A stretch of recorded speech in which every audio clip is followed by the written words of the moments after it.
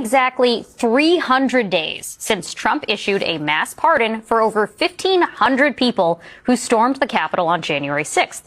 We were wondering around here, what happened? Where are they now?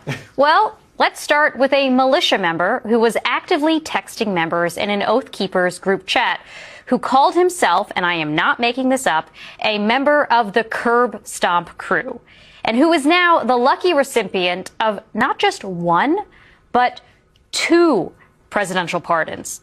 President Trump pardoned this man, Dan Wilson, on Friday for owning unauthorized firearms after he had already been pardoned last year for felony conspiracy charges during January 6th.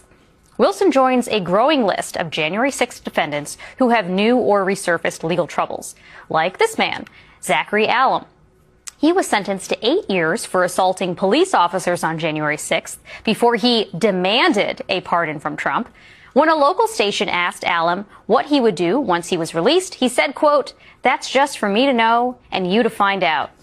Unfortunately, we did find out. Less than 4 months after his release, Zachary was arrested in connection with a home invasion. Here at MS Now, we have tracked over a dozen cases of January 6th defendants who have new or resurfaced legal trouble, including deadly drunk driving, burglary, reckless homicide, and child sex crimes. A lot of child sex crimes. At least 2 people have been reportedly killed by January 6 defendants, including a mother of 2 named Victoria Wilson, who you can see with her family on the screen here. Wilson was killed in a drunk driving crash by Emily Hernandez, who is the person who stole Nancy Pelosi's nameplate during January 6th.